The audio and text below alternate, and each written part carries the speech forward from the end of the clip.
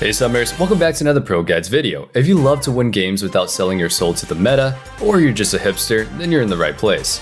We're about to go over 10 of the most underrated champions with runes, items, and playstyle tips.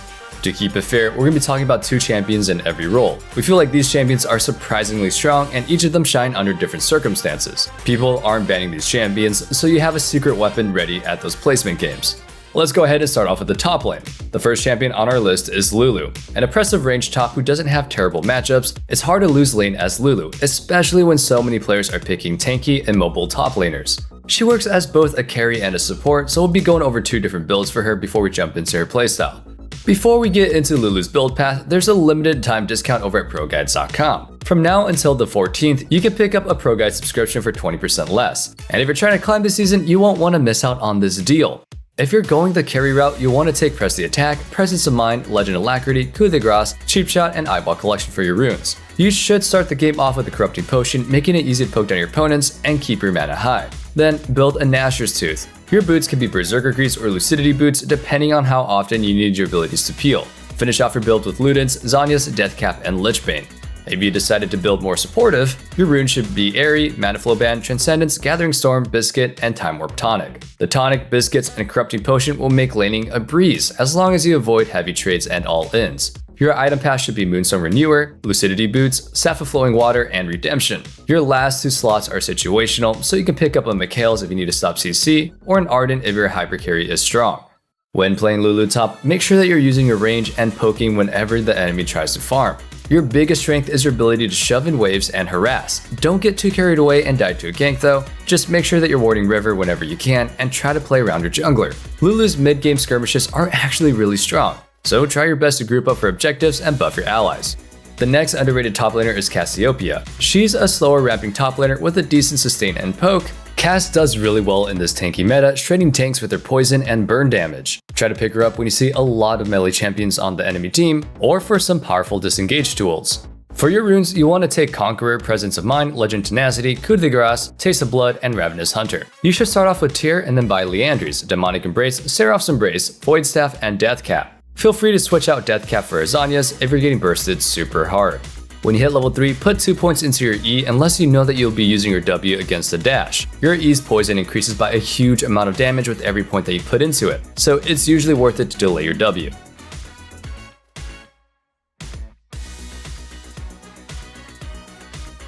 Before we talk about junglers, our question of the day is, what's your favorite off-meta pick this season? Let us know in the comments down below. Going back to our list, Karthus is a good jungler when you need some magic damage on your team. He scales well into the late game, and a surprising amount of his core items are in a good spot at the start of Season 11. On jungle Karthus, you want to take Dark Harvest, Cheap Shot, Eyeball Collection, Ravenous Hunter, Mana Flow Band, and Transcendence. This will maximize your damage while giving you some damage reduction and mana regeneration. When choosing your jungle item, you should always go Red Smite against assassins and Blue Smite against champions that move a lot. Then go Liandry's, Sorcerer Shoes, and a Magi's if you're fed. If you're not so fed, just go Deathcap instead. Finish off your build with Zhonya's and Void Staff. When playing Karthus, most of your damage comes from how many Qs you can land. This is extra important early on, so don't try to get fights against mobile champions like Lee Sin. Your goal should be to farm up until level 6 where you can start farming kills off low opponents. Our next jungler is Poppy, and she seriously packs a punch with this build. You're still going to be tanky, but your base numbers really carry you through the early game with a lot of damage. Poppy's ganks are pretty strong, and she's even better for stopping dashes and slippery targets. For your runes, take Dark Harvest, Cheap Shot, Eyeball Collection, Relentless Hunter, Nimbus Cloak, and Water Walking. You'll have a bunch of mobility from the Sorcerer tree and damage from the Domination tree. Poppy has never really been an Aftershock reliant champion, and her damage output from having an aggressive rune surprises a lot of players. Moving on to the build, go for Blue Smite and then go for Sunfire like usual. Then you'll want Defensive Boots, Deadman's Plate, Serax, and a final situational item, usually Stone Plate. Poppy is a powerful skirmisher at all points of the game, using her high numbers to come out on top of fights. Make sure you play patiently with your E, saving it to land hard CC against the wall. If you manage to stop someone with your W, the damage and the ground effect will totally change how the fight plays out. Remember, Poppy is all about timing and positioning.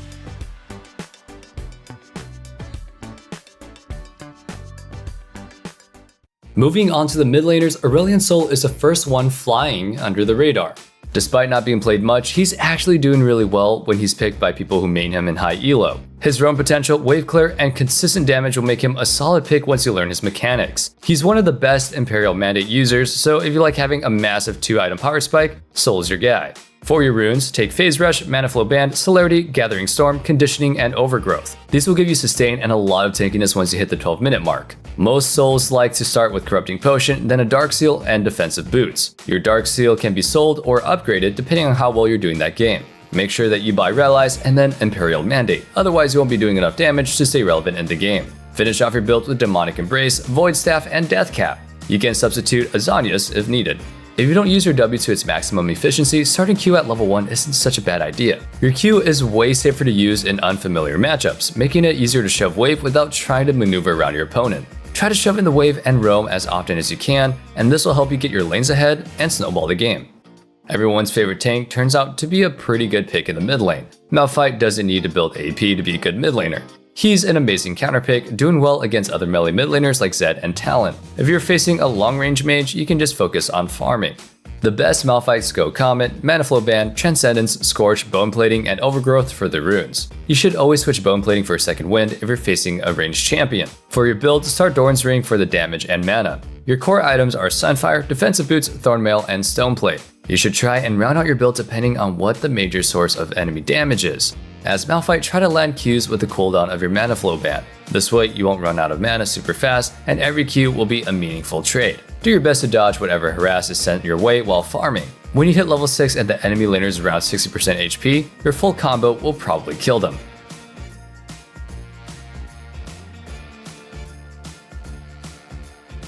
Going down to the bot lane, Karthus is actually another powerful carry that will surprise opponents. His early game laning isn't too bad, but most of the time how the lane plays out will depend on the support pick. Try not to play Karthus with an aggressive support like Thresh unless you're confident in landing your Qs. Like Jungle Karthus, your domination runes are Dark Harvest, Cheap Shot, Eyewall Collection, and Ravenous Hunter. For your secondary tree, take Presence of Mind and Coup de Grace to help your mana problems. Your core build will include Liandry's, Sorcerer's, Zhonya's, Rallies, Demonic Embrace, and Death Cap. If you buy an early Dark Seal, you can upgrade it into Magi's if the game is snowballing in your favor.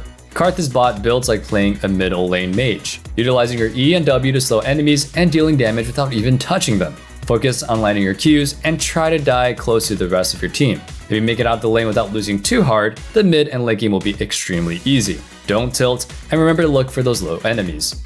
The next bot laner on our list is Kogmaw. With how strong Lulu is, Kog is a great pick if you're duo in the bot lane. Kog does a lot of damage even without an enchanter. He scales well into the late game, and with the recent change to Runins, he's not that bad in the mid game. If you're looking for a tank shredding hyper carry with mixed damage, Kog is your pick, and he's just as good as Kaisa in the right hands and definitely with the right support. For your runes, take Lethal Tempo, Presence of Mind, Legend Alacrity, Cut Down, Taste of Blood, and Ravenous Hunter. For your core items, make sure you rush your Berserker Greaves before anything. Since you don't have much mobility, the movement speed and attack speed are crucial for your kiting ability. Then go Kraken Slayer, Runins, Wit's End, Nashor's Tooth, and Ravenous Hydra.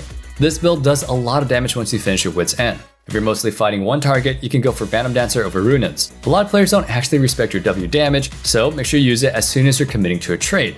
If you can land all your lethal tempo autos during your W, you'll win the trade as long as you don't overstep.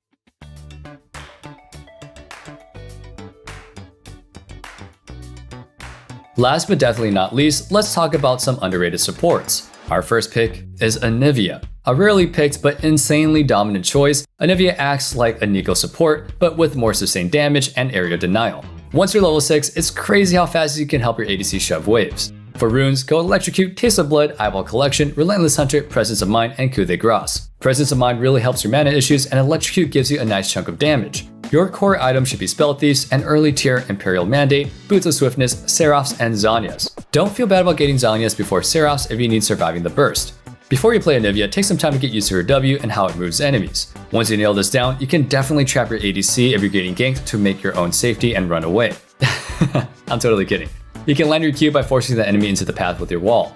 And maybe don't grief your ADC. Do your best not to randomly throw your Q, since good players will engage on you while it's down. Our last underrated pick is Swain support. In Season 11, most people play Swain as an AP carry in the bot lane, but he's still a powerful support in the right hands. He has the CC, the damage, and the tankiness to be a threat in any fight. The best Swain players take Electrocute, Cheap Shot, Eyeball Collection, Ultimate Hunter, Perfect Timing, and Biscuits for the runes. Stopwatch is great since you'll build a Zanyas in every single game. For your items, go Spell Thief, Imperial Mandate, Sorcerer's Shoes, Zanyas, and Demonic Embrace. You can go Boots of Swiftness if you feel like the mobility will be better during the game. As Swain support, you're really good with other ADCs that have CC. Think Jhin and Ashe. If you don't have any easy CC, try to throw out your E from the brush so there won't be any time to react. Always place your W between you and the enemy, and then pull them in with your passive. If you time it right, you'll hit them with your Q, W, and passive pull damage all at once.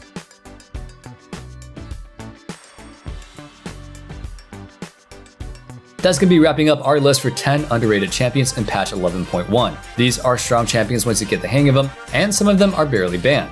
If you want to play Malphite mid or Anivia support, remember that these champions are still popular in their main roles, so they'll probably get banned in ranked. Speaking of ranked, don't forget to check out ProGuides during our subscription discount. We have all the resources to get whatever your rank goal is. Thank you guys so much for watching. My name is Nathan Ng, and as always, stay safe, stay healthy, and have a wonderful day. Peace.